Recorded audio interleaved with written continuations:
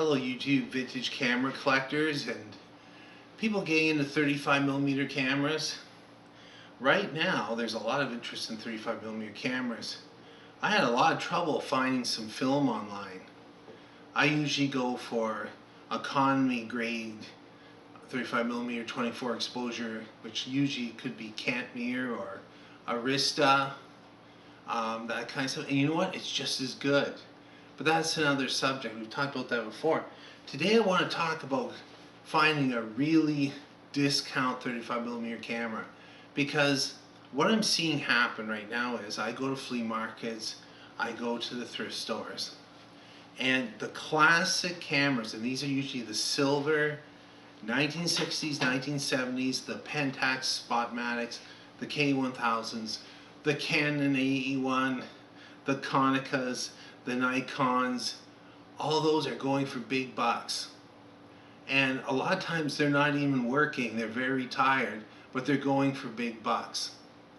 And I just, remember being at a flea market last year, and somebody was a university student, and they were looking at a Pentax camera, and the cloth shutter was coming apart, and the thing was jammed. And they still wanted $120 for it. And I was looking at a couple cameras, and a person said, "Do you think this is a good camera?" And I said, "The shutter's jammed." I said, "At best, it's a parts camera." And it's like, "Oh, but I need a camera." And there's a lot of students taking photography and using film cameras, which is awesome. I love the hobby. But here's what I'm saying today. A couple things in common. Here's a couple of thrift store cameras I've got recently. And they're really nothing special, but here's a RICO made in Japan one take dual.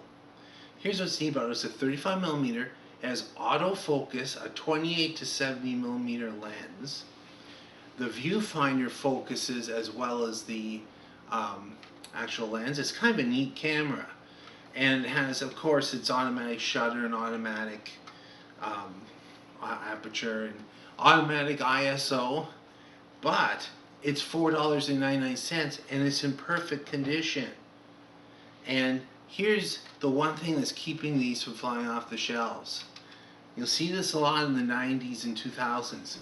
It takes a lithium battery, not a rechargeable battery, a straight lithium battery. And these are still widely in use in industry smoke detectors. In fact, when you go into a washroom and it has those toilets that flush, using an infrared signal, there's one of these batteries in it. That's what powers it. They last a long, long time, 6-volt battery. And here's the thing, okay? $4.99 for this, and these on Amazon are very cheap. Take a look.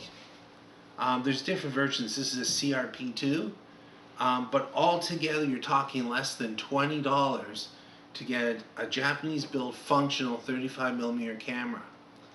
And that one was a good deal. This one was an even better deal. Came with this nice low pro case. Unzip it here. And this is a Minolta Maxim. This is the second one of these I picked up. Like for nearly nothing. I forget what this one was like $34.99 or something, so it's a little bit more, but it has a first-rate Minolta Lance.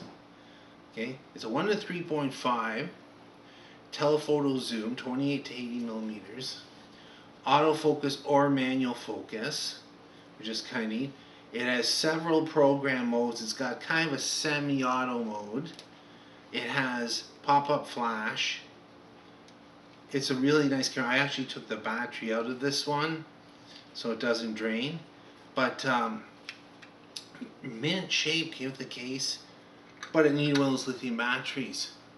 And so I ordered it on Amazon, came in a couple of days, and then I went out on a photo shoot with this camera. And I'm used to using the manual focus, the heavy SLRs. This is a third of the weight, so having this around your neck on a photo shoot isn't very heavy. And it's a fast camera. It absolutely amazed me. The automatic functions are instantaneous. You hit the shutter button, boom. And then, but you can override it very easily. There's a little autofocus override here. Then you can, just very quickly, a couple seconds to get great shots, and the exposure was nice. Very nice motor drive. What I'm saying is this and the battery were about $45. So it's an entry-level SLR. Very impressed with the results. In fact, a lot of the shots that I took to get the lighting that close, I would have had to meter and stop down on each shot if I was using like a heavier camera. And I love my old Prakticas and Spotmatics. But if you're trying to get into film photography, there's a lot of cameras like this. Most of them were made right at the end of the film camera age. And so, sure, they had made, there's more plastic in them, but the Minoltas, I had a Pentax, I forget what the model was. It was the last film SLR they made. And I bought that one for $10 at a thrift store. Shot some film with it, really liked it. But I'm always moving on with cameras. Well, I turned it over for $40 with a fresh battery in it, and the person, God, just loved it. I mean, it's a good way to get in the hobby, and whatever you do, don't pay too much for film. Like, go online. You can now buy stuff right from Milford. You can buy stuff. There's a couple of wholesalers that will sell you stuff.